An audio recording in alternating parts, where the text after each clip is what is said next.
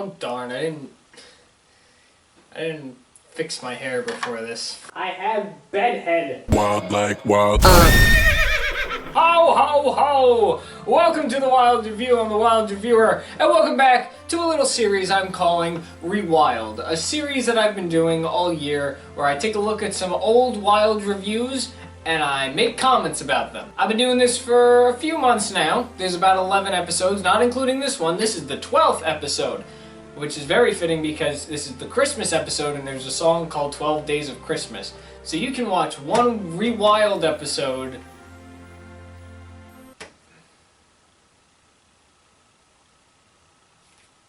Welcome to the Rewild Christmas episode, everyone.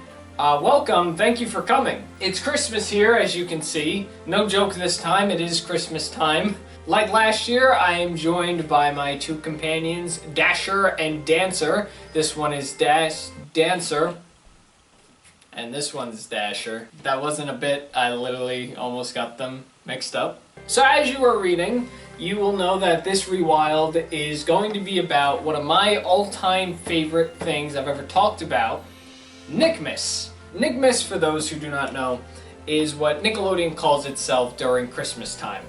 And specifically, between the years of 2002 to 2005, they aired these special commercial/bumpers that would air in the middle of their shows. And they included Nickelodeon characters, specifically the cartoon characters at the time, the Nicktoons, and they would do little parody sketches of popular Christmas stories, such as Rudolph and Frosty the Snowman. There was a Charlie Brown parody at one point. I've spoken about Nickmas twice on the Wild Review. The first one was for this video, which is the main topic of today's Rewild, but also, I did talk about it last year in my Christmas commercial special that I did.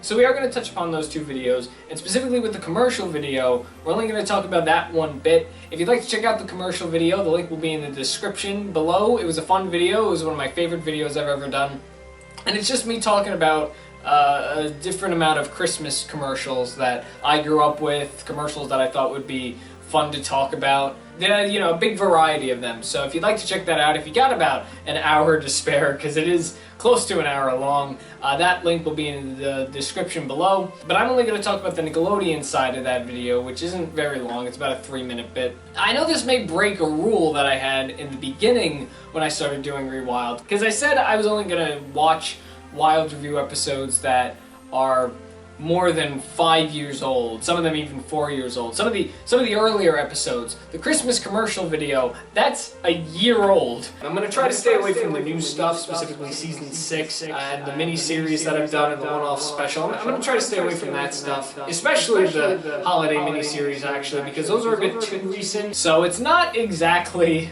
something that I should be going back to, but there's a specific reason why I am actually talking about Nickmas today. The connection here of why Nickmas is even the topic of discussion here is because there's something that I actually brought up while doing the Christmas commercial special that I actually had to cut out of the special because it was too freaking long. Something that you may have noticed with Rewild is I've been taking a look at stuff that was done a pretty long time ago. Like 5 years is a pretty long time if you think about it. But a lot of the stuff that I talked about that I am looking back on now at Rewild, there's kind of a reason why I've chosen those specific videos to look back on. Lab Rats I was extremely a nerd for, so I had to look back at it to see, do those opinions still hold up? I have not seen Lab Rats since it went off the air. I've seen Sponge Out of Water so many times that my opinion has changed, and SpongeBob keeps going on, so I have to talk about what I think of the SpongeBob now. I just saw the new Space Jams movie, so let's look back at the Space Jam video I talked about, especially since I brought up the sequel.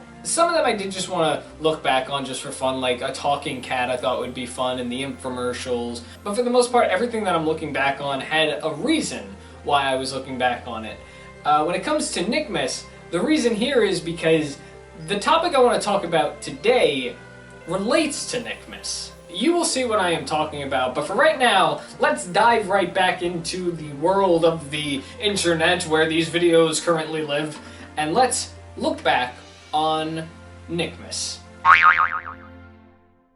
I really don't want to focus on the bad things around this time, and I just want to focus on the good things that gets me in the Christmas spirit. And one of those things includes something that I make sure I watch every year. There was a big time in my life where I didn't see these because they were off the air in a way, but recently, around like 4 years ago, I was able to reconnect with these little skits and specials, and they just make me happy, and they bring me back to my childhood. So, what are they? Well, they're a little thing that I'd like to call Nickmas. Yeah, it's not much of a funny pun. They just replaced Nick with Chris, and I mean, I get the name switch, but Nick doesn't sound anything like Chris. But Nickmas was really awesome. I'm talking about like really awesome. If you grew up in the 90s and early 2000s, you'd have a pretty good idea what I'd be talking about. So you may be very surprised that I do not have a lot to say when it comes to these little bumpers. There's really nothing else I can add on to this, especially since last year I talked about it, which is one of the main reasons why I don't look back at the more recent stuff that I've done. I still have a soft spot for Nickmas. I still to this day go online and I look them up on YouTube. I'm very grateful that they were archived on YouTube and the internet. I'm really glad we have technology like this and sites like YouTube where we're able to just jump back into things that made us happy when we were younger. These made me very happy. In December of 2002, Nickelodeon ran a series of short animated and stop-motion skits during their commercial breaks to advertise their annual Christmas programming. The skits mostly starred famous cartoon characters that were on in that time period in Nickelodeon history, such as SpongeBob, the Rugrats, the Fairly Odd Parents, Jimmy Neutron, Hey Arnold, and God, so many more. These skits mostly were parodies of famous holiday specials such as Charlie Brown, The Grinch, and Frosty the Snowman. These commercial breaks continued running from 2002 all the way to 2005, because around 2005, most of the shows that had the characters involved in these skits, their shows were canceled, so it makes sense why they don't show them anymore, especially today, because if a kid were to watch, I don't know, one of these skits that I'm about to show you that were part of Nickmas on Nickelodeon right now, they probably would have no idea who Jimmy Neutron is, who this guy is, who these guys are. The only ones that they probably would recognize is SpongeBob, Squidward, Patrick, and the Fairly Odd Parents. So there are two things that I would like to bring up when it comes to this original Nickmas video. I think I should probably explain that I was 16. Let's keep that in mind. It seems I've made some jokes that are kind of out of taste now. The Hanukkah bit in the Nickmas holiday party. It all started right here in the Santa's workshop. I'm sorry, I thought this was a Christmas party. Why is there a menorah in the background? Is one of the Nicktoons secretly Jewish? Actually, I think one of them is. As for the Kwanzaa bit that is featured in the Chucky Finster holiday Kwanzaa Hanukkah holiday special bit that they've done, the parody of Charlie Brown. Christmas, Hanukkah, Kwanzaa, and winter solstice are coming, but I'm not happy. You know, if I could speak honestly, I don't know what Kwanzaa is. I mean, I know what Christmas is, obviously, I celebrate it, and I even know what Hanukkah is. But I still don't understand Kwanzaa. I've been asking this question for years, and I don't know what it is. What is Kwanzaa? You know, what is it celebrating? Why do we worship corn? What's the whole idea behind it? I don't know what Kwanzaa is, so maybe I shouldn't make comments on things that I don't know. Maybe just a little heads up there, little me. Lights, please! If you've been with me for a while, you'll know that I have a fondness for these Nickmas bumpers. What's that? You don't know what these are? Well, aren't you gonna learn something tonight? So this is what I had to say about it when it came to the Christmas commercial video I did last year. Again, I didn't have much to say about it because I didn't have an issue with any of them. I kind of said everything I wanted to say when it came to the Nickmas video. I absolutely love these bumpers. I love the Nickelodeon Christmas specials as well. I make it a point to watch those specials every year, along with these bumpers, just because there's so much charm to them. And it really makes me sad that Nickelodeon doesn't do something like this anymore. So these little Nickmas shorts, they still hold a place in my body, in my heart. I love watching them, I love going back to them. And when it came to the Christmas commercial special, I really couldn't leave it out. because they are technically commercials, but they're bumpers. There really wasn't a specific rule when it came to the commercial special. It was just, it has to be a commercial, or it can be a bumper. I did talk about some Cartoon Network bumpers and the Disney Channel bumper commercial that they've done. I made sure to touch base on all the major kid networks. Mostly the 3 popular ones. It is my favorite. We wish you a Merry Nickmas. Catch Merry Nickmas specials weeknights at 8 o'clock, 7 Central all month long on the First Kids Nickmas Network. Heads up for reindeer. Nickelodeon. Who's SpongeBob? Tell me! Now, the main reason why we are talking about Nickmas today, and why I'm specifically bringing up the commercial video, is going back to what I said earlier. There's something that I mentioned in the commercial video that had to be cut out. So when I was talking about, first off, the filming for the commercial video was over 2 hours, and I managed to cut all that footage down to a 50-minute video. I didn't want it to be 50 minutes. I remember specifically, I thought this was going to be maybe like 20 minutes. Had I left this 14-minute bit in the video, which I did check, I fact-checked that, I edited this specific bit, it was 14 minutes long. Had I added it in, the video would have been at least over an hour, which didn't sit well with me. I didn't want it to be this long as it is. I'll stop being secretive now, because I'm sure it's annoying you. This bit in question, that was 14 minutes long, was a discussion of the 2015 holiday special that aired on Nickelodeon, Nickelodeon's Ho Ho Holiday Special. And it starred a lot of the Nickelodeon stars that were on during the time, the live action people. The cartoon characters were nowhere to be found, which, thank Jesus, that would have been horrible, especially with the Nicktoons that were on around that time. And I brought it up because it was, in my opinion, Nickelodeon's attempt to revamp the Nickmas season. If you can kind of get what I mean. Like, if you look on Nickelodeon now, they really don't do what they used to do with the Nickmas shorts. They don't have the Nicktoon characters in parodies of popular Christmas films and specials. They're not gathering together and singing a song like they used to do. Remember when that was also a thing? That was in the early 2010s, around the time Big Time Rush and iCarly were on TV. They gathered up all the stars and they sung Sleigh Ride, and I think they also sung Jingle Bells. And Sheen Estevez from Planet Sheen was in the Jingle Bells one. I remember that one. I think Sanjay and Craig was also. Were they part of that? I'm looking at that reindeer's butt.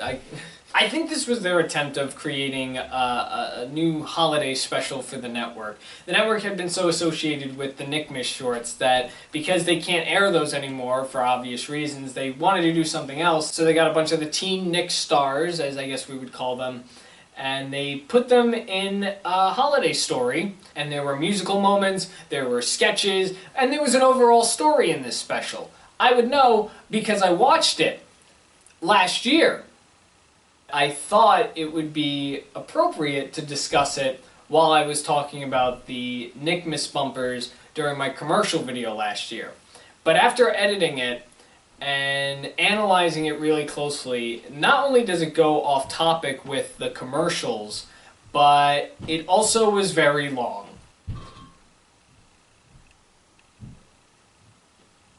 What the hell's going on up there? So if you can kind of all put this together, the main reason why we're talking about Nickmas is because I want to take this opportunity to discuss the Nickelodeon Ho Ho Holiday Special. I want to say what I had to say about it. I felt like it would work as a video on its own, not connected to commercials in any way, because it wasn't a commercial. It was an hour-long television special on the network.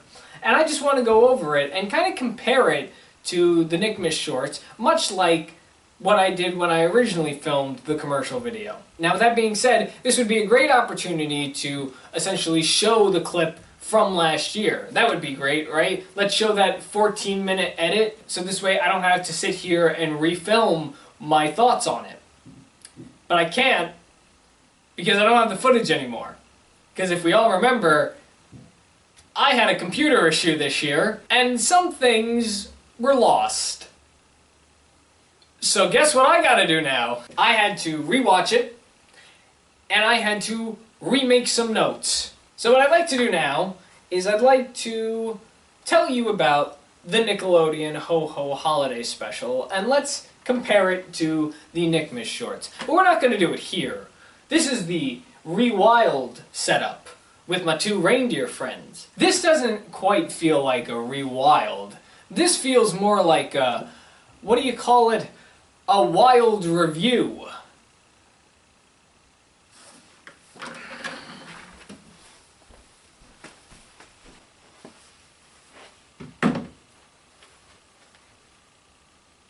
Hello. Wild like, wild like. My hair is definitely not cooperating. Also, I did not realize how red this scenery looks through the monitor. It's because of the lights and it's because of the wall. Maybe I should have stayed on the green screen. It's been a long time since I've done this. Let's dive right into this. So the Nickelodeon Ho Ho Holiday Special. So there are 3 different parts to this holiday special, because I guess one isn't enough. The best way we can handle this review of it was just talking about one plot after another. So let's focus on the main plot of the story. Let's talk about what this special revolves around. That's a good place to start. Just trying to make it somewhat presentable. I have really bad bedhead today. So the special mostly focuses on a bunch of the live-action Nickelodeon stars. We're talking cast members from the Thundermans, Nicky, Ricky, Dicky, and Dawn, Bella and the Bulldogs, School of Rock, Henry Danger, and Game Shakers. All those kids. Now I've titled these plot points, so I'd like to call the first plot that we're going to talk about, and the main plot of the special, Nickelodeon Holiday Party Goes Wrong because everybody is forced to stay in a home because they get kidnapped and locked in a house on Christmas Eve. So we start off with a musical number, and we see that all of the Nickelodeon stars, one by one, are getting an invitation to a holiday party. And you know right off the bat, they're all going to it. They see all their Nickelodeon friends are there, so they're like, I gotta go! They just stop what they're doing, and they go to this holiday party. Kira, whatever her last name is, the main girl on the Thundermans, she's getting a filling. She's at the dentist. She gets the invitation and is like, nope, no more dentist. Gotta go to this party. Forget about my teeth. Forget about whatever's going on in here. It's a Christmas party. Now, if you don't believe me how extreme and serious these stars are taking this invite, Jack Griffo, who is Kira's co-star on the Thundermans, he plays Max Thunderman, he is supposedly celebrating Christmas with Barack Obama, who at the time was President of the United States. Jack Griffo is at the White House. How did he manage to celebrate Christmas in the White House? Why is he celebrating Christmas at the White House?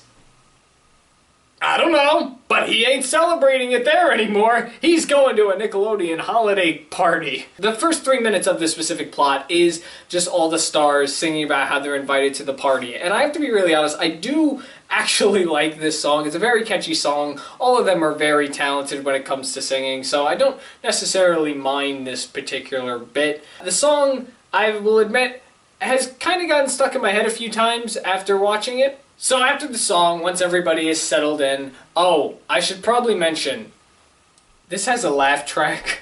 I just remembered now this has a laugh track to it. I don't know why. So after the song, everybody's getting settled in, they're exploring the house, and a few subplots are happening with some of the cast members, who, by the way, are all playing fictional versions of themselves. Like, they're all aware they're on Nickelodeon, they're all aware they're on different TV shows, so they're all written to be fictional versions of themselves. So what are these fictional versions of these kids like?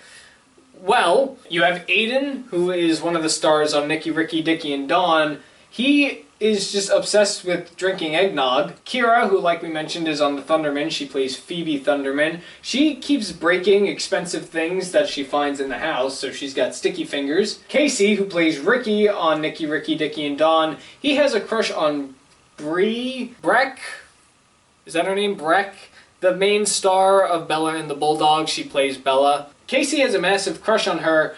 And Coy, who is another star on Bella and the Bulldogs, he comes in dressed up as a Christmas tree because he thought it was a costume party.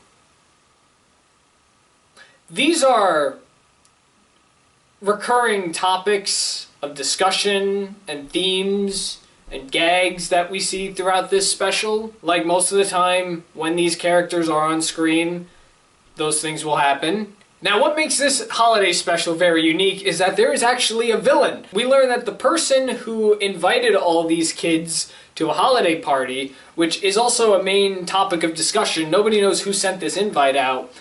Turns out this person is evil and has locked everybody in the house. So all these children are locked in this house and are informed that if they ever want to get out and celebrate Christmas with their families, they need to solve a series of challenges to get out, or else they're going to be trapped. Alright, so the cast, the characters, the stars, however you want to call them, they break up into teams, and they all separate and go into different parts of the house to compete in these challenges. Compete's not the right word. Solve. They solve these challenges. This bit is actually kind of interesting. I thought this was pretty interesting. Each door was something different, which I really like. I like mystery doors. And they were all specifically Christmas themed. So group 1 consisted of Breck and Casey, obviously, Kira and Mace, and they find a room filled with walnuts. And they need to find the key to the room, which is hidden in one of the walnuts. That's kind of the main challenge with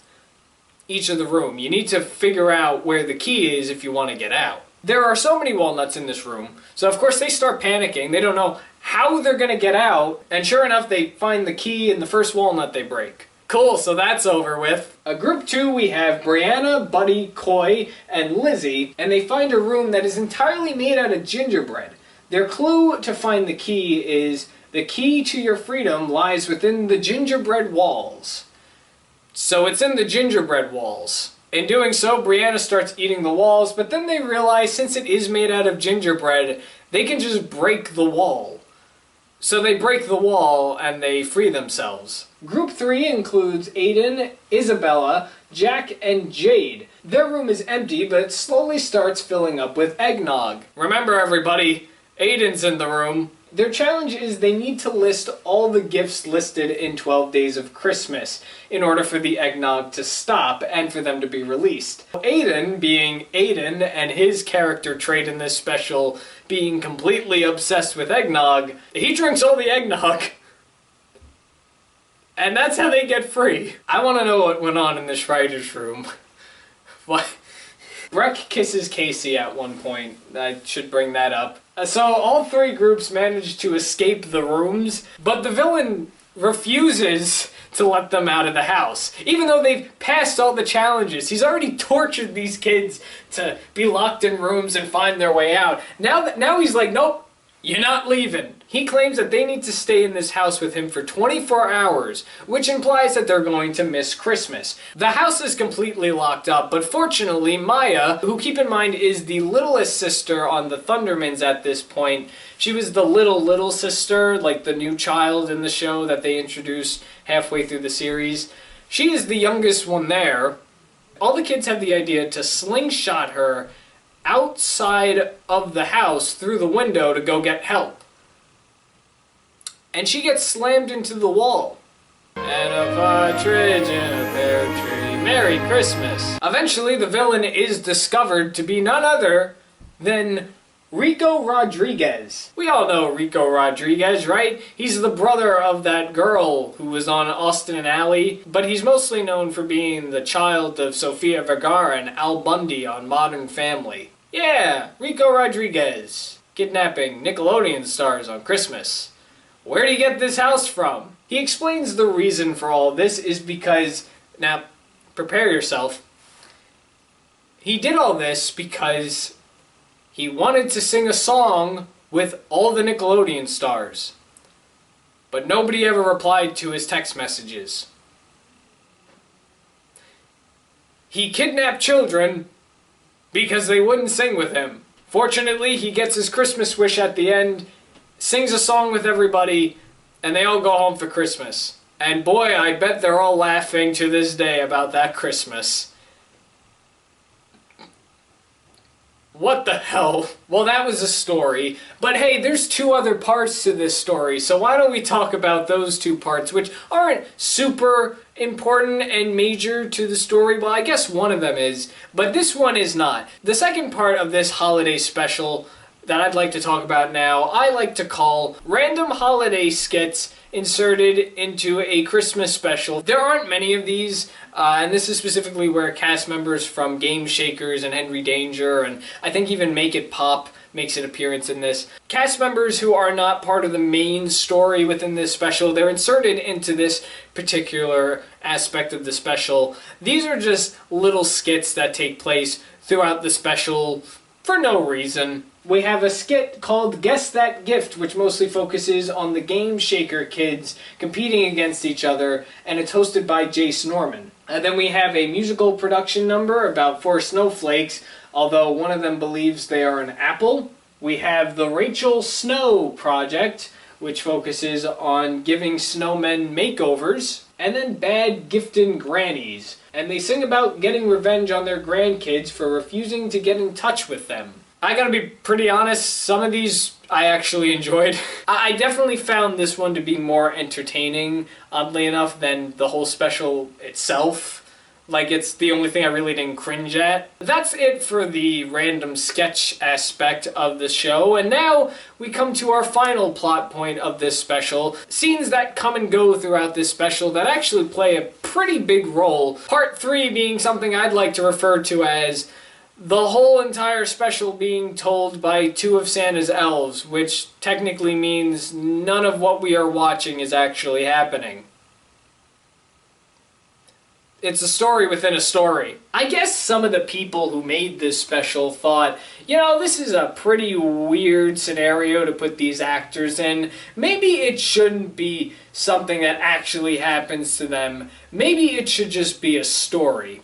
So we have 2 of Santa's elves, one named Jingle, who's played by Tony Cavallero, who was on School of Rock, and Tinsel, played by Kelly Pierney from a few guest appearances he made on Nickelodeon. They're 2 of Santa's elves, and they show up at the beginning, some parts of the middle, and the end of the special. And they're telling the story that we are watching. So everything that goes on with the Nick stars and even some of the sketches, it's all being told by them. So nothing in this special is really happening. None of it even matters at this point, knowing this fact. There are some notes to mention about these 2 elves. One of them being that they fanboy over every time Santa is mentioned, or when they even see Santa, who does make an appearance at the end. And even though Santa is their boss, they do have a head elf named Carl who checks in on them from time to time. Jingle and Tinsel are bad elves, as in they suck. They build toys that don't work. Some of them, I don't even know where some of these toy ideas came from. They're making stuff like the bowling ball launcher and Baby Farts-a-Lot. I can maybe understand Baby Farts-a-Lot. The toy market has a weird obsession with making dolls that like to poop and pee and fart, and the dog, you gotta squish something and look at that, little poop's coming out. But a bowling ball launcher, who's gonna ask for a bowling ball launcher? They read that a little girl wants a dollhouse, but they didn't realize she wanted a regular dollhouse, so they built her an exploding dollhouse. Because every little girl wants an exploding dollhouse. There's a bit where the gift wrapping machine breaks, Jingle tries to fix it, and oh, whoops, he gets sucked in and all wrapped up. And there's this one bit with a penguin that just really disgusted me. They claim that they know where eggnog came from, and they're essentially hinting at that the eggnog comes from penguins, and marshmallows are just snowmen poop.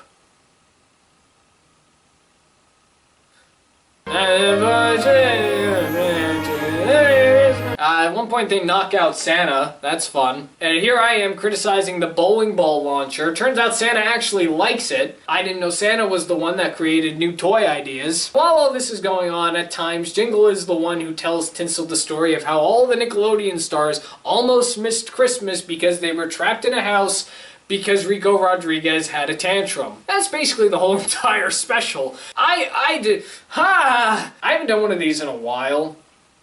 But I think it's only fair, especially since the whole point of Rewild is to go back into the old days of the Wild Review. Let's do something that I used to do on the Wild Review and give it a rating. I give it an okay special. And I'm doing that purposely because it wasn't horrible. It was very hard to watch at times. It is for children. It's not for somebody like me, but I'm trying to figure out what this was. I don't know. There's just so many things that just made me like try to figure out this special. My brain kind of broke down while trying to wrap up that little review. Also, if things look a little different here, especially my hair, which seems to have been given some control, it's because this ending bit is being reshot. Everything you have just seen was filmed a few days ago.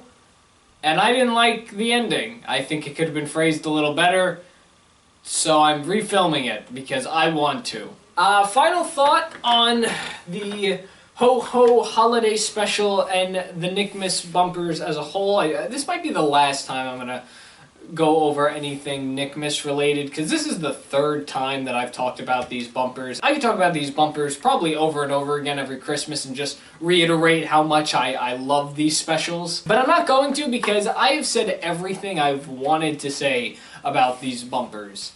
There's nothing else I could say about them. As for the Ho-Ho Holiday Special, where I'd like to wrap up with that discussion and try to do what I originally set out to do in the beginning when talking about this, when it came to comparing the bumpers and this holiday special, which now thinking about it doesn't seem like a practical idea because there's really nothing to compare. They're very different the more I'm thinking about it. The holiday special from 2015 was cute. I stick with my grounds and think that it was an okay special.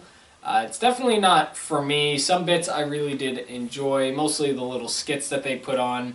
My favorite probably being the game show skit with the Game Shaker kids and the Henry Danger kids. I did think it was very funny. It was stupid funny.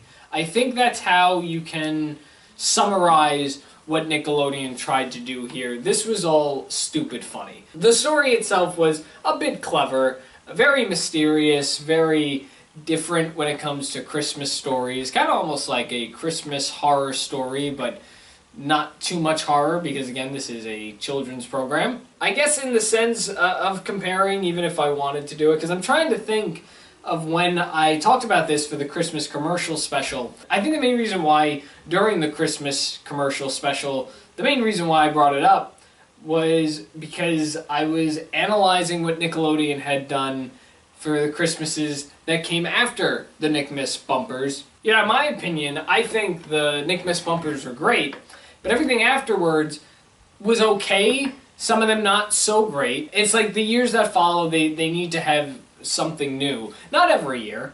Nickmas doesn't happen every year. I mean, the Nickelodeon bumpers for Nickmas now are still the same ones since 2 years ago. I feel like this was just another attempt to celebrate the Nickmas holiday or the Christmas holiday in the Nickelodeon world. It's memorable for me because I remember them promoting the hell out of it when it came out and the years that followed. Not sure if it was memorable for anybody else, if anybody really watched it and really liked it. That I have no idea. I think overall the Ho-Ho Holiday Special was just done out of Christmas love. You know, they just wanted to make something great for the holiday season, much like how they made the bumpers, probably for fun, for fun holiday viewing, fun holiday viewings. We're gonna go with that. I mean, that's all I really gotta say on that topic. The more I sit here, the more I'm trying to figure out why I thought I was gonna connect the Nickmas shorts with this Nickelodeon special. I'm trying to put myself back in the mindset from last year and try to figure out what the connection was. Maybe another reason why I wasn't inserted in the video now I'm thinking about it was maybe because it also didn't make sense.